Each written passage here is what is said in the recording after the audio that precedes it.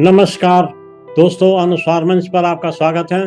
और आज हमारे साथ हैं सरस दरबारी जी, इलाहाबाद से। वो बहुत कई विधाओं में लिखना उनकी उनकी खूबी है और उनको विभिन्न व्हाट्सएप ग्रुपों में अच्छी रचनाएं करते हुए या पेश करते हुए देखा जा सकता है।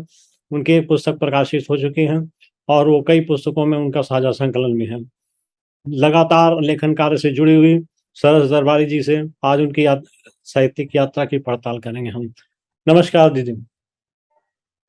नमस्कार। स्वागत है आपका नमस्कार। अनुस्वार मंच पर। और आभार कि आपने बड़ी कम समय की सूचना पर अपनी स्वीकृति दे दी साक्षात्कार के लिए। हम आपको धन्यवाद देते हैं। हम आपको धन्यवाद देते हैं आदरणीय कि अनुस्वार मंच पे आपने हमें आमंत्रित किया और इस योग्य समझा कि आप हमारा साक्षात्कार लें। बहुत बहुत धन्यवाद। सब लोगों को हम इस मंच पर लाएं ताकि सब लोग अपने बारे में बता सकें और उससे ज्ञान बढ़ सके और लोगों का नवोदित और उदीयमान जो लेखक हैं वो समझें कि कैसे कैसे यात्रा की रही है, आज यात्रा कैसी रही है सारे साहित्यकारों की, तो उससे उनको बड़ा संतोष भी मिलता है और ज्ञान भी। तो आज हम आपके शुरुआत करेंगे। पहला सवाल हमारा ये है कि लिखने की जो प्रेरणा है आपको, कविता या कहानी कुछ भी, आपको कहाँ से मिली? कौन और कब कैसे आपको इस तरफ घसीट ले गया? दरअसल पापा हमारे पढ़ने के बहुत शौकीन थे शुरू से, मम्मी पापा दोनों ही। तो पापा हमको भी चाहते थे कि हम पढ़ना शुरू करें, तो हमको शुरुआत में बचपन में एनिस ब्लाइटन की किताबें लाला के दिया करते थे। अच्छा। उसमें हम कहानियां पढ़ा करते थे। उसमें पात्र होते थे बच्चे छोटे छोटे जो त्वरित कविताएं मतलब करते जाते थे ना, आशु कवि थे सबके साथ। तो वो जब हम पढ़ते थे तो बड़ी खुशी होती थी। तो उसी को देख देख के हमने कविता रचनी शुरू कर दी। बहुत बचपन की बात है। और फिर उसके बाद धीरे मेरे पापा बड़े खुश हुए, बोले हाँ लिखती रहो। तो ये शुरुआत वहां से हुई। फिर उसके बाद हुआ ये कि कॉलेज के जमाने में भी लिखते रहे। कॉलेज के जमाने में हमारे जो टीचर थे डॉक्टर चंद्रकांत पांडिवडेकर थे और डॉक्टर राजन पिल्ले थी, इन्होंने जिनको पढ़ाया। वो लोग भी काफी प्रोत्साहन देते थे कि चलो आप लिखो और लिखो और लिखो। डॉक्टर पांडिवडेकर ने तो यहाँ तक कहा था कि जब तुम्हारी पहली किताब छपे तो उसमें तुम हमारा जिक्र जरूर करना। तो हमको तब तो बिल्कुल अजीब लगता था सोच के कि हमारी भी कोई किताब छप सकती है, तब तो सोचा ही नहीं था। फिर उसके बाद हुआ ये कि घर का माहौल भी बहुत जिम्मेदार था इसके लिए। घर में काफी गोष्ठियां हुआ करती थी हमारे। तो हर सैटरडे को, हर शनिवार को कई सारे लोग थे जो इकट्ठा होते थे। डॉक्टर जैसे चित्रा मुद्गल जी थी, अवध नारायण मुद्गल जी थे, रमेश बत्रा थे, सागर सरदी थे। ये सब मिलके हम लोग जो है रोज शाम को रोज नहीं, शनिवार शाम को एक बैठक सी हुआ करती थी जिसमें सबको कुछ ना कुछ सुनाना होता था।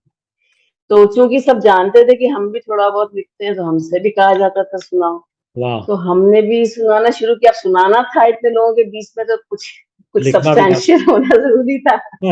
तो इसीलिए फिर मेहनत करी, फिर सुधार किया अपने लेखन में। तो धीरे धीरे सुनाया भी, डांट भी खाई, प्रशंसा भी मिली। छोटे थे सबसे तो सब लोग ठीक है छोड़ देते थे, लेकिन हाँ इसी तरह लिखने की प्रेरणा मिली हमको। फिर कॉलेज में अंतर काव्य प्रतियोगिताएं होती थी, उसमें जाते थे, वहाँ शील्ड्स कप्स मिलते थे, तो उससे भी प्रेरित होते थे। तो ये बेसिकली इसी से प्रेरणा। आपकी शिक्षा बम्बई से मुंबई से। हाँ, वहीं पे हम लोग ग्रेजुएट हुए हैं पॉलिटिकल साइंस से, तो वहीं पे पढ़ते थे। वहीं पे हमारे प्रोफेसर थे डॉक्टर राजन पिल्ले और डॉक्टर पांडिवडेकर चंद्रकांत। मुंबई जैसे शहर में अपना आधा जीवन व्यतीत करने के बाद इलाहाबाद में कैसा लगता है? सन्नाटा लगता होगा? ये सवाल हमसे कई लोगों ने किया विवाह पश्चात जब हम आए हैं यहाँ पे, क्योंकि बम्बई में जब हम थे तो बहुत एक्टिव थे। मतलब टीवी, रेडियो, फिल्म डिवीजन सभी कुछ कर रहे थे। और उसके बाद जैसे इलाहाबाद आया, उस पर आज से 40 साल 42 साल पुराना इलाहाबाद बहुत ही पिछड़ा हुआ सा शहर था, छोटा सा शहर था। तो ये जरूर था कि शहर छोटा था, लेकिन हमने अपने आप को मानसिक रूप से तैयार कर लिया था कि जब हम यहाँ आ रहे हैं तो फिर हमको अपना घर परिवार सब देखना होगा, उस सब में उलझना होगा। तो इसलिए एक तरह से मेंटली हम तैयार थे। और फिर एक बार जो हम सबसे कहते हैं कि जगह जो है लोगों से बनती है, तो जो लोग हमें मिले थे वो सब इतने अच्छे थे, हमारे पति इतने अच्छे थे, सब ससुराल अच्छी थी, तो कोई दिक्कत नहीं हुई, बड़े आराम से हमने एडजस्ट करते। अच्छा लगा। मैं इलाहाबाद से 200 किलोमीटर दूर कानपुर का रहने वाला हूँ। अच्छा। और इलाहाबाद में तो हाई कोर्ट में बहुत समय गुजारा। जी जी जी। तो हाई कोर्ट में?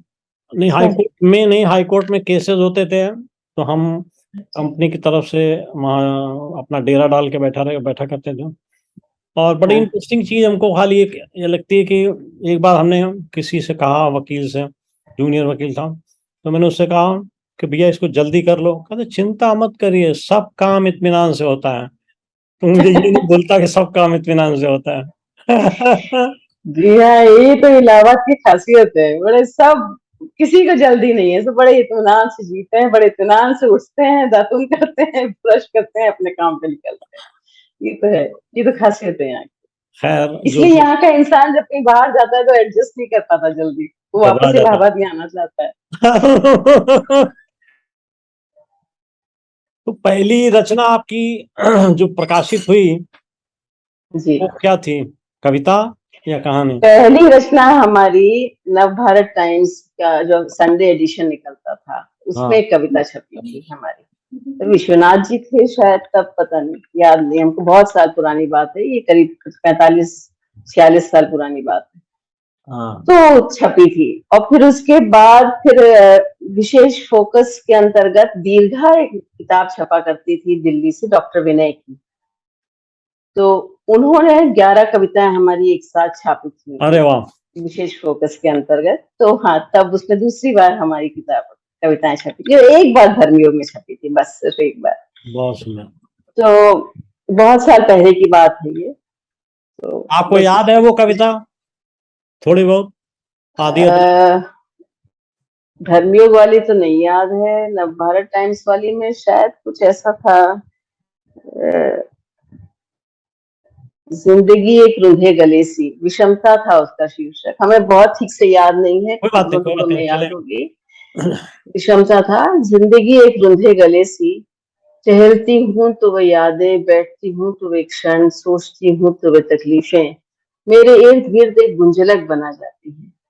इनसे मुक्त होने की चेष्टा में और अधिक जकड़ जाती हूँ, गहरी डूबती जाती हूँ, और तुम मुझे तार तो सकते नहीं, फिर क्यों डुबोने के प्रयास में जुटे रहते हो।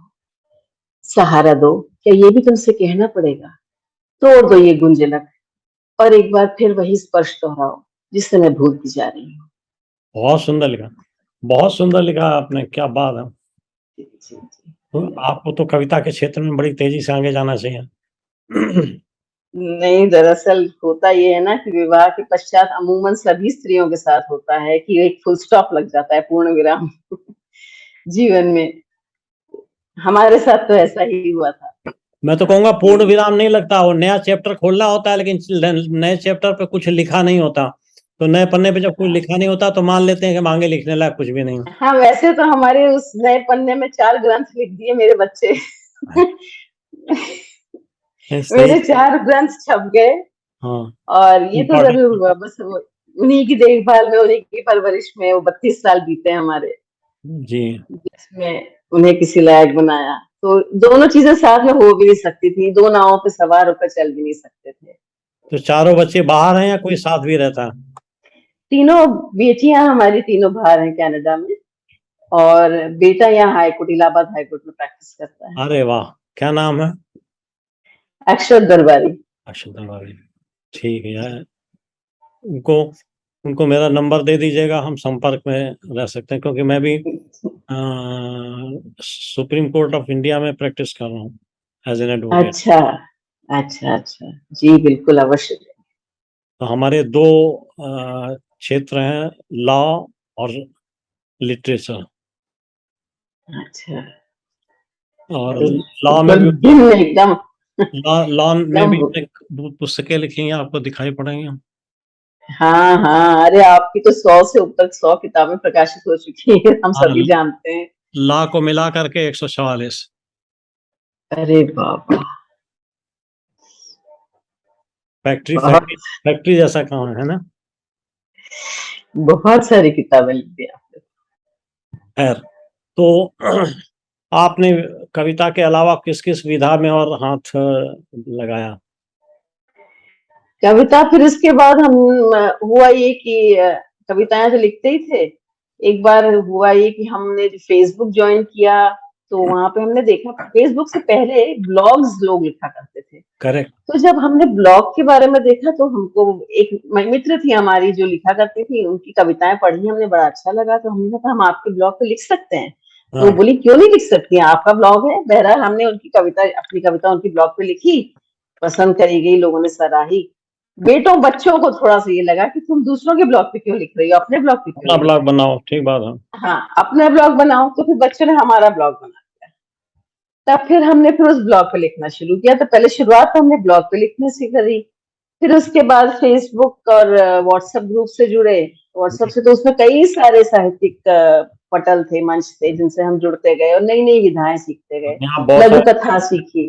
बहुत सारे जी पटल के साथ आपका जुड़ाव है और काफी अच्छा आप उसमें समय दे लेता हूँ। जी, तो बस उन्हीं सीखते गए, प्रक्रिया चलती गई सीखने की। और कविताएं, कहानियां, लघु कहानियां, लंबी कहानियां, अरे वाह, और बाकी काव्य में अलग अलग विधाएं, दोहे, माहिया, क्या बात है। सभी छंदों पे हाथ चलाया है, मतलब तो ये सब सभी, लिख लिख कर हाइकू, आपने रखा हुआ है, सदों का सब। जी हाँ। तो क्या करेंगे, लिख लिख कर रखने से क्या फायदा होगा? हाँ, छपवाएंगे, लेकिन अभी तो आप मुझे सोचा भेज नहीं, लेकिन दीजिए, हाँ। मुझे भेज जी दीजिए, हम छाप जी दें। जी जो आप लिख रही हैं उसे प्रकाश में आना ही चाहिए। जी अवश्य। लेकिन इन सारी विधाओं में आपको सबसे ज्यादा मोह किस विधा से है? वो तो हमको अभी भी मुक्त, छंद मुक्त कविताओं से ही है, क्योंकि हमें लगता है कि थोड़ा सा हमें दिक्कत होती है मीटर में रख लिख कर बांधने से, क्योंकि वो जो ख्याल उन्मुक्त आते हैं, विचार बिल्कुल एक मुक्त छंद में, जी वो हम बिल्कुल लिखते जाते हैं। मतलब हमने अक्सर ये देखा है कि जो कविता हम एक बार में लिख जाते हैं, जी। वो बहुत अच्छी कविता बनती है। अरे लेकिन बिल्कुल। जब उसमें हम उसमें फेर बदल करना, मीटर में बांधने की कोशिश करते हैं, इस तरह की एफर्ट करना पड़ता है, जहाँ हमको कोशिश करनी पड़ती है, वहां पे थोड़ा सा हमको दिक्कत होती है अपनी बात को कह पाने में। इसलिए मुक्त छंद हमें इसीलिए पसंद है, क्योंकि हम बिल्कुल खुल के अपनी बात, दिल की बात कह सकते हैं, बिल्कुल जैसे मन में होती है उस तरह से। जी। इसलिए हमें वो ज्यादा प्रिय है तरीका लिखने का, वो शैली ज्यादा पसंद तो सबसे पहला काम आज आप ये करेगा कि अपनी फाइलें निकाल निकाल के जोड़ करके तैयार करिएगा और कल मुझे स्पीड पोस्ट कर दीजिएगा। है। जी अच्छा। कहानियों में जब आप जाते हैं तो कथानक कैसे उठाते हैं, विषय वस्तु कैसे चयन करते हैं? कथानक अधिकतर तो हम अपने आसपास की ही विषय उठाते हैं। जी जैसे हमारी 2-3 कहानियां जो हमने लिखी शुरुआत में, जो पहले कहानी लिखी वो यही था ज्यादातर। ये जो बम्बई में जो बाइयां वगैरह होती हैं, जो काम करती हैं, उनकी व्यथाएं वो लोग सब बात करती थी आकर ना, तो वो सब कहीं जी दिमाग में बैठ जाता था, कहीं किसी कोने में ना वो सुरक्षित रह जाता था। जी। और फिर जब लिखने बैठे तो उन्हीं किस्सों को, उन्हीं कहानियों को थोड़ा सा और विस्तार देकर उनको लिखना शुरू किया। हाँ कई ऐसे रिश्तेदार थे, कुछ ऐसे लोग थे, परिचित लोग थे, जिनकी अपनी व्यथाएं थी, अपनी कुंठाएं थी, जो लोग आके बताते थे, वो लिखी। हमारे मोहल्ले में कुछ लोग ऐसे थे, कोई एक लड़का था ऐसा जिसके साथ बहुत गलत घटित हुआ था, उसको उनने कहानी का अपना मुख्य पात्र बना लिया। तो इस तरह से जो है या किसी आपस में बातचीत करते हुए जब लोग किस्से कहानियां सुनाते हैं, तो कोई एक चीज अपील कर जाती है दिमाग को, तो जी। वो फिर सुरक्षित हो जाती है दिमाग में। इसी तरह से कहानियों के विषय मिलते हैं, इसी तरह से हम लिखते हैं फिर। हम तो कोशिश कर रहे थे कि हम भी कहानियां लिखें, क्योंकि अपील करने वाली चीजें बहुत थी लेकिन हम लिख नहीं पाए अभी तक। नहीं, आप ऐसा मत कहिए, आप इतना लिख चुके हैं। पात्रों का चयन कैसे होता है? आप पात्रों का चयन पात्रों का चयन हम वैसे हमने आपको बताया ना कि मेन जो होता है, जो प्रोटैगनिस्ट होता है, जो मेन कैरेक्टर होता है उसको लेकर चलते हैं, फिर उसके आसपास जितने जरूरी लोग होते हैं उनको जोड़ते चलते हैं, क्योंकि ऐसे तो हर इंसान के साथ बहुत से लोग जुड़े हुए हैं, लेकिन हर कोई उस कहानी का पात्र नहीं बनता, वही लोग बनते हैं जो उस मुख्य पात्र से कहीं ना कहीं किसी न किसी रूप में जुड़े हों और जो मायने रखते हो, कहानी को आगे बढ़ा सकते हैं। तो इस तरह से हम अपने पात्र चुनते हैं। आपकी कहानियों में आपका सबसे ज्यादा मोहित करने वाली या सर्वश्रेष्ठ लगती हो या जो बहुत ज्यादा याद आती हो, ऐसी कौन सी कहानी? कहानी एक हमको पसंद है अपनी, नहान पसंद है, ये लंबी कहानी है थोड़ी सी। जी और हाँ, एक कहानी जो हमें पसंद है वो मोन्टू है, वो भी एक जो हमने बताया था ना, जो मोहल्ले की वाली कहानी बताई थी लड़के के बारे में, वो जी मंटू, वो एक कहानी हमें पसंद, ये दो कहानियां हमें बहुत अच्छी लगती हैं। कम बहुत ज्यादा नहीं लिखा है हमने, हमने बताया ना आपको कि हमने करीब 32 साल बाद कलम उठाई थी विवाह के बाद। बात है, कलम को रोकिएगा नहीं, हाँ जी। को रुकने का काम तो कर चुके बहुत पहले, बहुत दिन। हाँ जी। कोई बात नहीं, चलते रहने दीजिए, कलम को चलते रहने दीजिए, लिखती जाइए और हमारे पास भेजती जाइए, हम जी साथ। जी अवश्य जी। आज अब तो खैर बहुत से, जी बताएं। नहीं नहीं, आप कुछ कहने पहले आपने। नहीं नहीं, वही कह रहे थे कि वही एक्सपोजर की वजह से ना, इतने सारे मंचों से जोड़ने की वजह से बहुत सारी विधाओं सीख ली है, तो अब आसान हो गया लिखना, अच्छा भी लगता है लिखना, ठीक बात इकट्ठा भी होता जा रहा है काफी कुछ। जी है। आजकल इतनी लिखावट जो हो रही है, आपने देखा होगा ना, हर जगह चारों तरफ जहाँ मर्जी है वहाँ लिखे जा रहे हैं लोग, तो ये इतना सारा लिखने के बाद में भी पाठक लोग नहीं मिल रहे हैं। ऐसा क्या लगता है आपको कि पाठकों को क्यों बुरे देखिए, लोग? हमें सिर्फ एक चीज लगती है कि आप जो भी लिखें, पहली चीज दिल से लिखें, दिल से महसूस करके लिखें। अगर आप दिल से महसूस करके लिखेंगे कोई चीज, तो वो लोगों के दिलों तक पहुंचेगी, पहली बात। दूसरी बात ये कि सिर्फ लिखने के लिए मत लिखिए, जब तक कंटेंट में दम नहीं होगा आपके, तब तक कोई पढ़ेगा नहीं उसको। इसलिए आप अगर कम लिखें, थोड़ा सा लिखें, अल्प लिखें, लेकिन आप सब्सटैंशियल लिखिए, कुछ अच्छा लिखिए, कुछ दमदार चीजें लिखिए, कुछ ऐसा लिखिए जो कालजयी बन सके, कुछ ऐसा लिखिए जो लोगों को याद रहे। कई बार होता है, हम कई सी लघु कथाएं पढ़ते हैं, सुनते हैं, और फिर उसके बाद तुरंत पन्ना पलटा, अगले उस पे गए, कहानी भूल गए, कथा भूल। वो चीज नहीं होनी चाहिए, वो कथा आपको याद रहनी चाहिए। आप जब हटे मंच से या किताब बंद करें, तो कथा आपके साथ साथ जानी चाहिए। उसी बिल्कुल तरह ठीक, रचनाओं की भी बात है कि बिल्कुल ठीक। आप कहीं दिमाग में बैठ जानी चाहिए वो चीज कि हाँ, ये बड़ी खूबसूरत बात कवि ने कही या लेखक ने कही या कथाकार ने कही। तो इसके लिए कंटेंट आपका अच्छा होना बहुत जरूरी है। आप सिर्फ अंधाधुंध लिखते रहिए तो ढेरों लिखते रहिए, उससे कोई कोई अर्थ नहीं निकलता, क्योंकि लोगों को याद ही नहीं रहेगा आपने क्या लिखा है। बिल्कुल ठीक बात। अब चंद्रधर शर्मा गुलेरी को ही ले लीजिए, एक कितना कम लिखा उन्होंने, लेकिन अब कालजयी हो गया पता उनका नहीं लिखना। चंद्रधर शर्मा गुलेरी की किस्मत और लोगों के पास नहीं होती, वो उन्हीं के साथ ये 4 कहानियां लिखी और एक कहानी जो सुपर हो गई। हाँ जी। व्यंग भी लिखे लिखे आपने?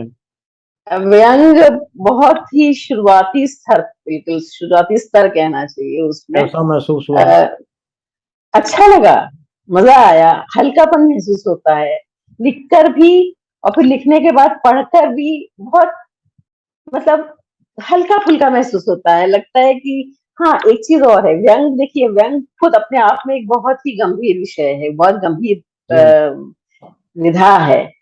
और लेकिन होता ये है कि हम लोग जो जो बहुत कड़वी चुभती हुई बात को व्यंग में जब कहते हैं, तो वो बहुत गहरे बैठती है मन में, है ना।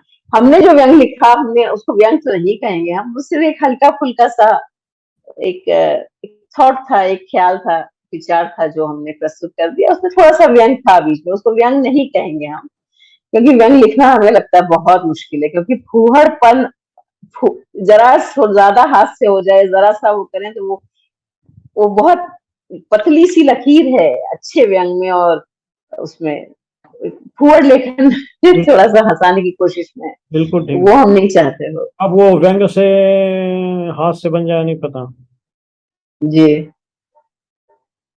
व्यंग बहुत मुश्किल विधा लगती है हमें, उसमें लिख पाना बहुत मुश्किल है। धीरे-धीरे सीख रहे हैं, अब हम जुड़े हैं चूँकि व्यंग के मंचों से, तो इसलिए अब धीरे-धीरे सीख रहे हैं हम। अभी हम अपने आप को व्यंगकार नहीं कहेंगे, अभी सीखने की प्रक्रिया में हैं। ये जो डिजिटल एरिया इरा आ गया है, तो उसमें आपको क्या लगता है कि प्रिंट मटेरियल का क्या भविष्य है?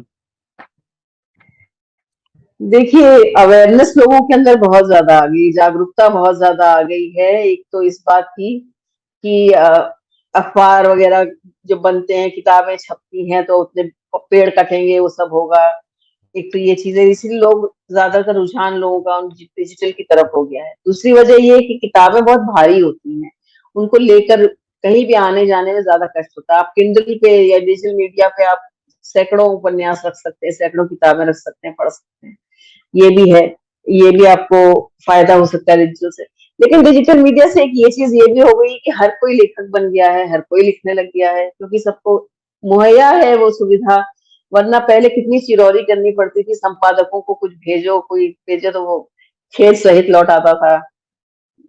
और उसके बाद भी, और आपको वैसे भी प्रकाशक भी नहीं मिलते थे जल्दी, अब तो प्रकाशक भी खूब आसानी से मिल रहे हैं, गुरमुत्तों की तरह सब जगह उभर आए हैं। तो उनका सिर्फ ये है कि अब लिखवाएं, जितना जो लिखना चाहता है, लिखने की जो भड़ास लोगों की है वो कम हो, और मतलब सब लिखते जाए और छपता जाए, तो उन्हें तो कोई दिक्कत नहीं। उसमें क्वालिटी के साथ बहुत ज्यादा कॉम्प्रोमाइज नहीं सही लगती। अगर आप ये डिजिटल में बस यही एक चीज, यही एक बुराई हमको लगती है कि हर कोई लिखने लग गया है और क्वालिटी काफी गिर गई है, गुणवत्ता काफी कम हो गई। सही बात है। जिनको कविता की स्पेलिंग नहीं आती वो आजकल कवि बने हुए हैं। बस वही मौका। एक अच्छा ये भी हुई कि वो जो गृहिणियां हुआ करती थी, जिनको मौका नहीं मिलता था अपने आप को एक्सप्रेस कर पाने का, उनको एक प्लेटफॉर्म मिल गया, एक मंच मिल गया जहाँ पे वो अपनी बात कर सके। इसमें बहुत अच्छी अच्छी लेखिकाएं भी उभरी इस प्लेटफॉर्म के अब माध्यम सारे से। थोड़ी डिस्कार्ड किया जा सकता, कुछ अच्छे भी हैं। हाँ, बहुत अच्छे लोग भी उभरे हैं, लेकिन हम जनरल इसीलिए कहते हैं, जनरलाइज करके नहीं कह सकते कि अच्छा है या बुरा है। कुछ अच्छाइयाँ भी हैं, कुछ कमियां भी हैं, और फिर वही है, क्वालिटी मतलब क्या कहते हैं कि आप उस पर ध्यान दीजिए, अपनी क्वालिटी पे लिखे, लेखन क्वालिटी पे कॉम्प्रोमाइज ध्यान ना करें, दीजिए, कॉम्प्रोमाइज ना करिए अपने लेखन के साथ बस। जरूरी चीजें हैं। तो अब हम आपसे व्यक्तिगत प्रश्न एक पूछते हैं कि साहित्यिक जो कार्य हैं, लेखन कार्य है, उसके अलावा आपकी क्या हॉबी है, क्या पसंदीदा चीज है? लेखन के अलावा हमको नृत्य का बहुत शौक था, लेकिन कभी सीख नहीं पाए नृत्य, अरे, क्योंकि पापा हमारे थे, उनका ये मानना था कि अगर तुम में टैलेंट है तो तुम अपना खुद कुछ क्रिएट करोगे।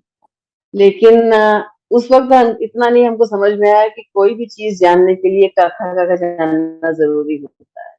अगर हम नृत्य का काखा काका नहीं सीखेंगे तो हम आगे नृत्य नहीं कर पाएंगे। ये चीज हम नहीं समझ पाए थे तब, वो यही चीज हुई, यही रुकावट बनी रही। तो ठीक है, शौक जरूर था, किया भी, सीखा भी, करा भी, और कुछ अच्छी स्मृतियां भी हैं उसको लेके। तो बाकी हमको पाक शास्त्र का शौक है। हम जिस घर से थे वहां पे बिल्कुल सब निरामिष थे, और जब शादी होगी जिस घर में आए वहां पे हफ्ते में 3 दिन आमिष भोजन बनता था। तो सीखना जरूरी था, तो सास हमारी बहुत अच्छी कुक थी, उनसे सीख लिया, तो फिर मैं ठीक है। इलाहाबाद आऊंगा तो आपका यहाँ डिनर या लंच करूंगा। अवश्य आइएगा, बिल्कुल आइएगा जरूर। जो नवोदित कलाकार हैं, रचनाकार हैं, उनके लिए आपका क्या संदेश होगा अपने अनुभव के आधार पर? क्या सुझाव देना चाहेंगे? नवोदित कलाकारों को बस वही 2-3 बातें जो हमको मन में अपने लगती हैं कि आप जिस जिस भी विधा में लिखिए, आप काव्य लिखिए, लघु कथा लिखिए, कहानियां लिखिए, कुछ भी लिखिए, लेकिन जो भी लिखिए वो दिल से महसूस करके लिखिए, क्योंकि उसी में सच्चाई होती है। और जब तक आपके लेखन में सच्चाई नहीं होगी, वो तब तक पाठक के दिल तक पहुंच ही नहीं पाएगी। तो जो भी महसूस करिए उसको बिल्कुल महसूस, दिल से महसूस करके लिखिए, जो कुछ भी लिखिए। दूसरी चीज ये है कि जैसा हमने बताया कि आप गुणवत्ता पर ज्यादा ध्यान दीजिए अपने लेखन में। आप क्वांटिटी पे ध्यान मत दीजिए कि कितना हम लिख रहे हैं, ये मत देखिए। आप कैसा लिख रहे हैं, क्या लिख रहे हैं, वो कितना, किस क्वालिटी का है, कितना, बस उस पे आपको ध्यान देने की जरूरत है। लेकिन और लेकिन कम लिखिए। लेकिन मुझे तो ऐसा लगता है दीदी कि जो लिखने का काम है उसमें कर्मण्येवाधिकारस्ते मा फलेषु कदाचन लागू होना चाहिए। नहीं, वो ठीक है, आप कर्म करें जाएं, ये जाइए, लेकिन फल की चिंता भी मत करिए, ये भी बात सही है। लेकिन उसके साथ ये भी है कि आप जो खुद लिख रहे हैं वो अगर ग्राह्य नहीं होगा तो फिर आपका लिखना बेकार है ना। आप जो कुछ लिख रहे हैं अच्छा लिखिए, इस तरह से लिखिए कि सामने वाले को कुछ मिले, उससे कुछ कंटेंट मिले उससे। मुझे तो ऐसा लगता है इसमें दो विचार बट गए हैं। पहला ये कि गुणवत्ता बना के लिखो और दूसरा ये कि लिख के गुणवत्ता प्राप्त करो। अब देखो, एग्जाम्पल दूंगा, रामचरितमानस जब गोस्वामी तुलसीदास ने लिखी थी तो लोग उसको फाड़ने, पन्ने फाड़ने, प्रदर्शन करने, उनकी पिटाई करने के बारे में सोचते थे। तब का वो समय था, लेकिन आज वही रामचरितमानस घर घर आ गई। देखिए, ये तो हर क्षेत्र में आप देखेंगे कि जब भी कोई नया आविष्कार हुआ, जब भी साइंस में देख लीजिए, तो कभी किसी ने उसको माना नहीं, किसी ने एक्सेप्ट नहीं किया। सब उस आदमी की उस पे मतलब जान की प्यासे हो गए थे, जिसने भी ये किया है ना। जब ये कहा कि पृथ्वी के चारों तरफ पृथ्वी सूरज का चक्कर काटती है, तो लोगों ने नहीं इस चीज को माना था, ऐसा कैसे हो सकता है। ये सब मतलब तथ्य जो है, जितने भी आप वैज्ञानिक तथ्य देखिए या कोई भी तथ्य देखिए, ये जब भी कोई नया आदमी कोई कुछ कहता है तो लोग नहीं मानते हैं, बाद में लोगों को समझ में आती है उसकी सच्चाई और फिर वो स्वीकृत हो जाती है। तो तो इसीलिए दोनों कहना चाह रहे। हाँ, मैं तो सोचता हूँ कि लिखते रहो, पर न जाने किस वेश में नारायण मिल जाए, कौन सी चीज किसको कहाँ पसंद आ जाए। ठीक है भैया, जो जिसको पसंद आ गई। मेरी लिखी हुई हर चीज तो पसंद आ नहीं सकती। देखिए, आपको अगर खुद, देखिए लोग कहते हैं स्वांतः सुखाय लिखें, लेकिन स्वांतः सुखाय नहीं हो पाता है, अक्सर नहीं हो पाता है। तो किसी तुलसीदास की का कोई नहीं हो पाया मजबूरी शांता होती है, सुखाय, किसी की कोई मजबूरी होती है। है ना है ना दीदी? तुलसीदास का जी, शांता सुखाय नहीं हो पाया। नहीं हो पाया। लेकिन ये है कि हमारा ये कहना है कि आप स्वांतः सुखाय इसलिए नहीं हो पाता क्योंकि कई बार बहुत मजबूरी में लिखना पड़ता है। कई बार आप स्क्रिप्ट लिख रहे हैं किसी फिल्म की, आपके पास डेडलाइन है, आपको इस डेडलाइन में उसको कंप्लीट करके देना है, तो वो आप स्वांतः सुखाय वहां पे कहाँ हुआ। वहां तो आपको जो डिमांड कर रहा है, प्रोड्यूसर जो करेक्ट। डिमांड कर रहा है, डायरेक्टर जो डिस्ट्रीब्यूटर कह रहा है, आपको अपनी कहानी को बदल के उस हिसाब से लिखना है, स्क्रिप्ट बिल्कुल को उस हिसाब बिल्कुल से सही कह रहे बदलना है हैं, उनकी बिल्कुल जरूरत के सही हिसाब कह रहे हैं, बिल्कुल से। तो सही कह स्वांतः सुखाय तो वहां हुआ ही नहीं, वहां तो आपको कॉम्प्रोमाइज करना पड़ा, है ना। तो ये है हमारा कहना कि आप, कई कई मजबूरियां होती हैं इंसान की लिखते वक्त। जैसे हमने कहा, अर्थ चाहिए, पैसों की जरूरत है, आपको घर चलाना है अपना, तो आपको कई बार कॉम्प्रोमाइज करना पड़ता है, रहे। ठीक बात। करना पड़ता है, क्योंकि आप नहीं तो आप इतनी ज्यादा कंपटीशन है, इतनी ज्यादा। आप टीवी के क्षेत्र में देख लीजिए, सीरियल्स लिखे जा रहे हैं, बहुत सारे लोग लिख रहे हैं। आप अगर प्रोड्यूसर के हिसाब से नहीं लिखेंगे तो आपको 2 दिन के अंदर बाहर कर देंगे, दूसरे आदमी को ले लेंगे, क्योंकि लंबी सी लाइन लगी लोगों की। हाँ, तो आपको कॉम्प्रोमाइज करना पड़ेगा, अपने आइडियोलॉजीज के साथ कोई कॉम्प्रोमाइज करना कोई पड़ेगा। शेर है ना कि यहाँ किसी को कोई रास्ता नहीं देता, यहाँ किसी को कोई रास्ता नहीं देता, हमें गिरा के खुद निकल सको तो चलो। बहुत सफर खूब। में धूप होगी। वाकई यही सच्चाई है आज की, यही सच्चाई है आज की। ये अब आप। वहाँ बहुत बहुत बचपन की बात याद है हमको। हमारी माँ, हमारे पापा ने हमको ये सीख दी थी कि जब तुम्हारे सामने एक फल की प्लेट आए, उसमें फल काटा हुआ रखा है, तो सबसे छोटा टुकड़ा उसमें से उठाओ और खाओ। हाँ, हमने बच्चों को भी अपने वही सीख दी, लेकिन आज हमें लगता है हमने गलत सीख दी, क्योंकि आज पूरी प्लेट छीनने का जमाना है। आज आपके हाथ से पूरी प्लेट छीन ली जाएगी, आप छोटे टुकड़े के चक्कर में कहाँ हैं। तो आप हमेशा पीछे रह जाएंगे। तो बिल्कुल इस सही कह रहे हैं समय आप। तो बदला है, समय तो बदला है, तो उसी हिसाब से चलने की ज़रूरत है थोड़ा-सा, अगर आपको सर्वाइव करना है तो, ज़िंदा रहना है तो। लेकिन ठीक फिर भी अपने थोड़े से आदर्श भी होते हैं, थोड़ा अपनी सोच होती है, थोड़ा सही-गलत होता है अपना खुद का। हमें जो लगता है जो चीज़ हमें खुद नहीं अपील कर रही, वो हम दूसरों से कैसे उम्मीद करेंगे कि अपील करें? इसलिए हमारे लेखन में वो चीज़ होनी ज़रूरी है जो हमें खुद अपील करे। ठीक जब बात। तक हम नहीं संतुष्ट रहेंगे अपने लेखन से, तब तब तक तक हम हम दूसरे से उम्मीद नहीं कर बिल्कुल ठीक है, सकते। लेखक को स्वयं संतुष्ट होना चाहिए, उसका मन उसका लिखा हुआ स्वीकार कर रहा हो, तो उसे दे देना चाहिए। मैंने जी, अभी एक चर्चा प्रारंभ की है कि क्या कविता में उदारवादी युग आना चाहिए कि नहीं? प्रयोगवादी, प्रगतिवादी, ये वादी, वो वादी सब तो हो चुका, तो क्या वापस नहीं आना चाहिए? यथार्थ को इतना रूखा करके ज़िंदगी में गेयता को समाप्त करके कविता को क्या बना दिया है? गेयता को तो समाप्त दरअसल ना एक बात बताएँ, चाहे मुक्त छंद चाहे की जो छंद में कविताएँ होती हैं। चाहे छंद में लिखें या छंद मुक्त लिखें, हाँ, गेयता को तो आप हाँ। मेंटेन कर ही सकते हैं। गेयता तो बिल्कुल रहनी चाहिए, गेयता तो रहनी चाहिए, और अगर ये मानते हैं लोग कि मुक्त छंद में गेयता नहीं होती तो गलत है, क्योंकि उसकी बिल्कुल ठीक। अपनी एक गेयता होती है, एक अपना मीटर होता है। जब आप उसको पढ़ते हैं तो वो तो उस वही तो खूबसूरती होती है एक कविता की। अगर वो गेयता ना हो तो रोड़े की तरह अटकते-अटकते आपकी कविता पढ़ थोड़ी सकती है, बह थोड़ी सकती है, उसे बहना चाहिए। बिल्कुल तो एक इसी को लेकर के चलने की। हमने एक चर्चा शुरू की है, उदारवादी कविता। जो उदार है, जो आपसे विषय में कुछ नहीं कहती, जो आपसे छंदों में मुक्त होने में या छंद में होने में कुछ नहीं कहती, जो ये कहती है कि वाक्यम रसात्मकम काव्यम होना चाहिए खाली। कविता की सिर्फ एक चीज़ पूरी करो, वाक्यम रसात्मकम काव्यम, और अगर वो चीज़ मिस हो गई तो उसे कविता करना कह करके रद्दी की टोकरी में डाल दो। पद्य कहो। गद्य ना, पद्य ना कह के गद्य कहो। और क्या। खैर, जी। बहुत अच्छी चर्चा रही आपके साथ विभिन्न विषयों पर, और काफ़ी ज्ञानवर्धन वाली बातें भी आपने बताई, अच्छा अनुभव है आपका। और मैं यही कहूँगा कि आप इसे लिखते रहिए और हमारे पास भेजते रहिए, चिंता मत कीजिए, इस प्रकाशन हम कर देंगे, इसलिए आपको वो टेंशन नहीं लेना। और इसी प्रकार आप अनुस्वार मंच को यथा-कथा समय देते रहिए, चर्चाओं में और पाठ में। हम 3 प्रकार के कार्यक्रम चलाते हैं, चर्चाएँ भी और काव्य पाठ वगैरह, तो उसमें आप आते रहिए और सहयोग देती रहिए।